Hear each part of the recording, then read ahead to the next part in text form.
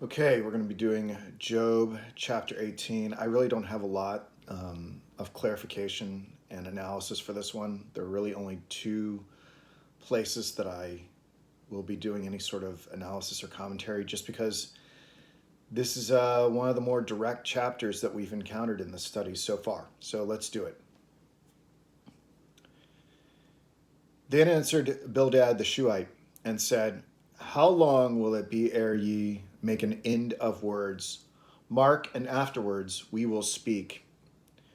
Wherefore are we counted as beasts, and reputed vile in your sight?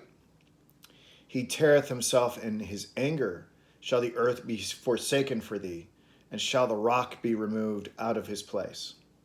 All right, this one was a little bit unclear to me. The first part, he teareth himself in anger, was not so bad. I mean, I think he's just trying to communicate that he's like a madman. But the second part, shall the earth be forsaken for thee, and shall the rock be removed out of his place?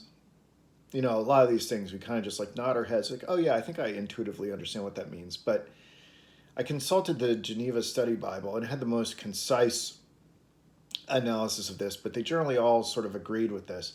Shall God change the order of nature for your sake by dealing with you otherwise than he does with all man? And I said, again, though Bildad is unaware that God does appear to be treating Job differently than other men, and further, Bildad has made the assumption of Job's guilt here. So that's what I had to say about that. He is dealing with Job differently than other men, I think, unless everybody's got the Job moment in their life. That's an interesting question. Verse 5, Yea, the light of the wicked shall be put out, and the spark of his fire shall not shine. The light shall be dark in his tabernacle, and his candle shall be put out with him. The steps of his strength shall be straitened, and his own counsel shall cast him down.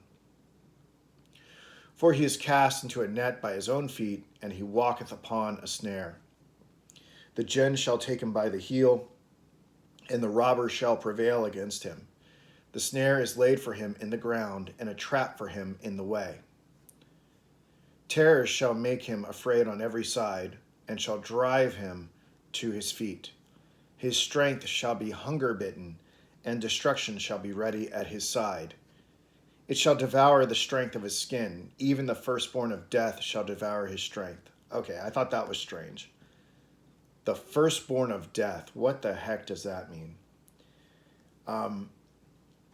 There just seemed to be general consensus amongst the commentators as well on Bible Hub. I thought the Ellicott's commentary for English readers was good.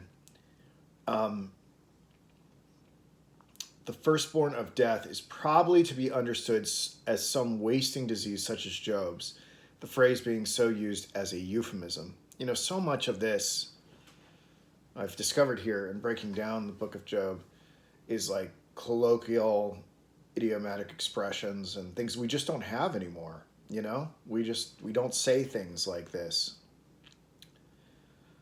All right, and so verse 14, his confidence shall be rooted out of his tabernacle, and it shall bring him to the king of terrors. I looked this up. The king of terrors, you know, that could just mean like a fear of death, but this could be a very poetic expression of like Satan himself, the king of terrors. So there's ambiguity here. Verse 15, it shall dwell in his tabernacle because it is none of his. Brimstone shall be scattered upon his habitation. His roots shall be dried up beneath, and above shall his branch be cut off. His remembrance shall perish from the earth, and he shall have no name in the street. He shall be driven from light into darkness and chased out of the world. He shall neither have son nor nephew among his people, nor any remaining in his dwellings. They that come after him shall be astonied at his day. We're seeing that word astonied again. As they that went before were affrighted. Surely such are the dwellings of the wicked, and this is the place of him that knoweth not God. No, we're seeing this word stonied. I think I know what it means. Let's just make sure.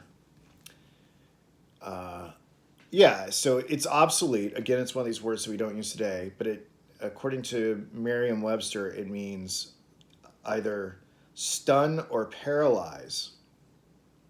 Yeah, or even more archaic, daze, dismay, amaze.